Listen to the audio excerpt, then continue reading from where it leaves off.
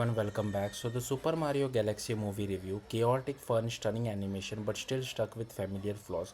Nintendo clearly know what works for its cinematic Mario universe, and it's not straying from that formula anytime soon. The Super Mario Galaxy movie doubles down on everything that defined the 2023 film: rapid fire action, non stop humor, and flood of references spanning over 4 decades of Mario and Nintendo history. The result, a visually dazzling, high energy sequel that delivers plenty of fun but also repeats many of its predecessors' biggest shortcomings. A fast paced spectacle that sacrifices depth, much like the first film. The Super Mario Galaxy movie prioritizes spectacle over substance.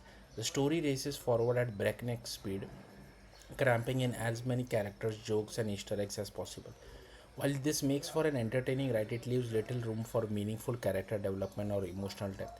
The film kicks off with the introduction of Princess Rosalina, Brie Larson, who's seen narrating a story about Mario and Peach to her Luma companions before being abruptly kidnapped by Bowser Jr., who seeks to harness her cosmic powers. This inciting incident sets the stage for a galaxy spanning rescue mission. The Lumas recruit Mario, Peach, Luigi, Todd, and newcomer Yoshi, sending them on a sprawling adventure across space. Meanwhile, a supposedly reformed Bowser, Jack Black, is forced into a dilemma: side with the heroes or support his ambitious son.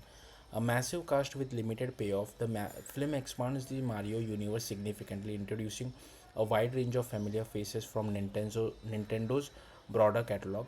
One standout performance is Fox McCloud, who plays a more substantial role than expected. However, the sheer number of characters becomes a double-edged sword.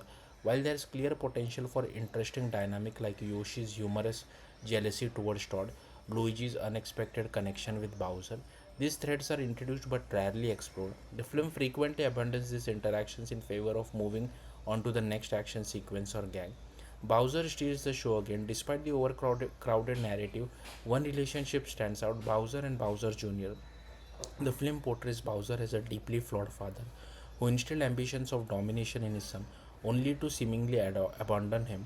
This dynamic adds a surprising emotional layer, with Bowser Jr. seeking validation by carrying out their shared vision of conquest.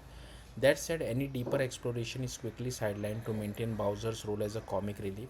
Still, Jack Black once again delivers the film's most memorable performance, bringing energy, humor, and charisma to every scene he is in, even if the movie doesn't give him another musical moment like Peaches.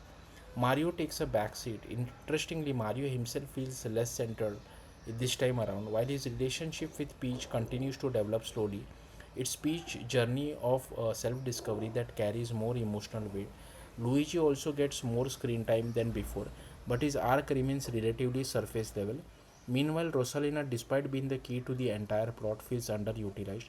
She gets a strong introduction and benefit from Brie Larson's performance, but her rich background story and lore are only lightly explored. The film does, however, introduce a notable twist to her origins, hinting at a bigger plans for a future sequel, a visual feast packed with nostalgia. Where the Super Mario Galaxy movie truly shines is in its presentation.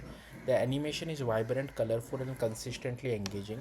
The film blends Illumination's signature style with nostalgic elements like classic 8-bit visuals, creating a dynamic and visually rich experience. At the same time, the movie leans heavily into fan service.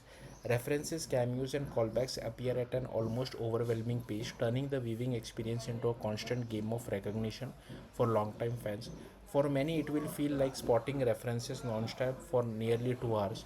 Entertaining but emotionally lightweight, ultimately the Super Mario Galaxy movie knows exactly what it wants to be, and it succeeds on those terms. It's not aiming for deeper storytelling or emotional resonance in the way a Pixar film might. Instead, it delivers a fast, fun, nostalgia driven adventure that celebrates the Mario franchise in all its chaotic glory. However, this approach comes at a cost.